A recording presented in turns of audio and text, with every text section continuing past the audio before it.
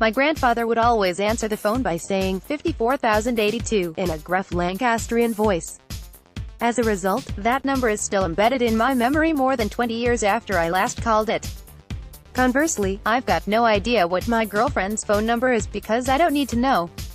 I pick up my phone, I locate her face at the top of a column of friends' faces, and in a supremely unromantic gesture I push her nose with my finger. The relationship between her nose and the public switched telephone network doesn't matter to me, because the system just works. True, my girlfriend's number would be a far more useful piece of information for me to retain than my late grandfather's, but now that technology is able to shoulder the burden of remembering sequences of digits, I let it do so. It frees my mind to remember other things, like, oh, I don't know. There must be something. The smartphone-aided automation of phone calls means that the numbers sit in the background, quietly doing their job without us having to know their secrets, rather like the cuts on a door key. These days we can shout out friends' names to voice assistants and phone businesses directly from web search results, freeing us not only of the need to write down those numbers but the need to know them at all. Little wonder that Yellow Pages is due to embark on its final print run later this year. But while we take these new mechanisms for granted, our heads are full of phone numbers that no longer have any use, just sitting there, vainly waiting to be recalled in situations that will never materialize. Photo, Shalynor Woods, Getty Images, a dead father, a childhood friend. A quizzing of some of my friends revealed some of those nostalgic numerical memories. I remember the numbers of my brothers, my dead father, my ex-husband and my boyfriend of 25 years ago, said Sally. Basically, people I used to ring from a landline or phone box. Anyone I met after I stopped using a landline, I've no idea.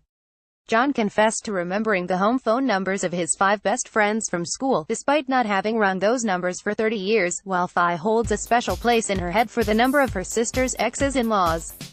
Lots of these telephone numbers from many years ago are highly self-relevant, says Professor Martin Conway at City, University of London, in that they're usually the numbers of people who are family and friends. I mean, I can still remember my parents' phone number, which changed about 35 years ago. The frequency of dialing the number, and the fact that it's someone who is meaningful, both act to make the information long-lasting in memory. I can remember the home phone number of a guy the first met on a ski trip in 1988, says my pal Lisa. I know how she feels. When I was 16 I was in love with someone who had the phone number 210,711. In fact, that number was probably inscribed on all my major organs. Photo, Ian Waldie, Getty Images. The Yellow Pages, launched in Cheyenne, Wyoming, in 1883, will stop printing its telephone directory next year, as most people now use the internet to find numbers of local businesses. The idea of using numbers to make phone calls also originated in the U.S. Telephone users in Lowell, Massachusetts, had been asking the 4 local operators to make connections simply by giving their contacts names, but the operators were hit by a measles outbreak as staff drafted and would not know the local names. A doctor suggested using 4-digit numbers instead. Mobile phones have also made memorizing numbers irrelevant. The number of active devices overtook the global population in 2014. A switch room in a London telephone exchange in 1883. Photo, Rich Jits, Getty Images. Old Flames. The lingering memory of old Flames numbers can be a drag. Even if you delete the numbers from your phone, the retention of the number presents a temptation to contact them in an unwise emotional splurge. I need to just try and move on, writes an anonymous correspondent on a forum at studentroom.co.uk. I just can't risk having his number there anymore to send him texts, but the thing is, I know his number off by heart. How on earth can I get it out of my head? Good luck, lovesick stranger, because these things can stick around for decades. I used to dial my parents on their BT charge card, said my school friend James, which meant I didn't need to pay. He then rattled it off: 014418589202535701582617469. This 27-digit feat of memory is almost stage-worthy, but repetition has drilled these numbers deep into our minds. Schoolboys are taught how to use public telephones in 1936. Photo, Fox Photos, Getty Images. We used them all the time and had to know them, says Chris Bird, a senior lecturer in psychology at the University of Sussex. We pressed those buttons many times, and so to some extent it's a muscle memory. There are definitely times when you think, well, I couldn't tell you the number, but if I had the keypad in front of me I could do it. There may be people under the age of 30 who are reading this and rolling their eyes at the nostalgic recollections of a bunch of old duffers, and it's certainly a phenomenon restricted to an age group whose dialing habits changed in the past 20 years, from notebook and landline to mobile address book. There's a phenomenon called the reminiscence bump, says Bird. If you ask people to recall their memories from their lives, people tend to recall most things from the time when they were teenagers. So this particular phenomenon hits the middle of that reminiscence bump. People tend to remember things from that time, whatever they might be. The cast of Multicolored Swap Shop in 1981. Its phone-in number is still etched in many people's memories. Photo, Keystone, Hilton Archive, Getty Images. The jingles. We can't forget the television and radio programs of the 1980s and early 1990s would repeat the same phone numbers week in, week out. 01-811-8055 for Swap Shop, 081-811-8181 for Going Live, 01580-4411 for various BBC radio phone-ins. Advertising jingles made phone numbers even more pervasive in memory. I still have this 4111 floating around my head from a holiday advert that was regularly aired on ITV Anglia. If you're sat around at home, make new friends on the telephone, ran the old advert for Chatback, a phone chat service that was the angry, drunken precursor to Twitter, 0898-550055.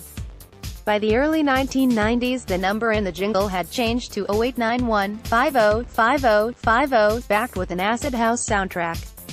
Telephones being tested before being dispatched to GPO depots. Photo, Fox Photos, Getty Images. If you get something associated with a powerful tune, says Martin Conway, it will activate that piece of information in long-term memory, and if that tune is irritating, it's even more persistent.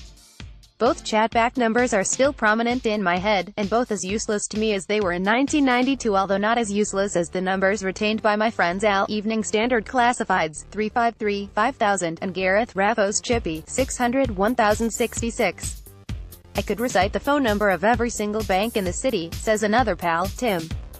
Before the days of electronic confirmations, trade details were confirmed over the phone. Swapping instructions was the term. As this was done to strict deadlines, there wasn't really time to look them up, so you had to learn them quickly. From my days working in the independent music business, I still have numbers for Mute Records and Beggar's Banquet stuck in my head because they were printed on a piece of paper that was stuck to the wall in front of my desk. Photo, Douglas Grundy, 3 Lions, Getty Images. Are we losing the skill of remembering? But aside from being amazed that these digits still linger in our minds, our predominant feeling is that a skill has somehow been lost, that the part of the brain that should be dedicated to remembering important things is clogged up with old, useless numbers. Memory does get worse from your 30s onwards, says Bird. But our brains have evolved over millions of years, and we're not suddenly going to lose that ability in a generation. We're exceptionally good at remembering information and being able to recall it and bring it to mind. I think it's just the stuff that we're remembering that's changing. Although, off the top of my head, I can't think of an example of how the modern world forces us to remember anything else a lot better. But I'm sure there is. I can't think of anything either, and phone number memory feels like a mysterious retention.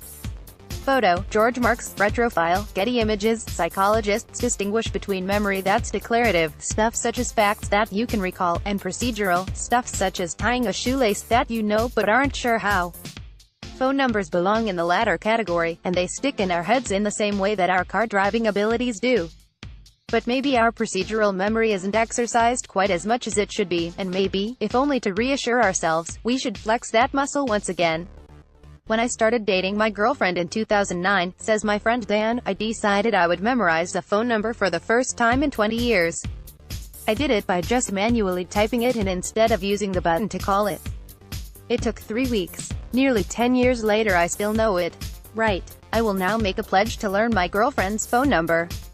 Give me 3 weeks. Read more. Alexa, call Mom. Amazon Echo could soon replace your landline. Your weekly catch-up call will soon be replaced by Facebook's VR chat.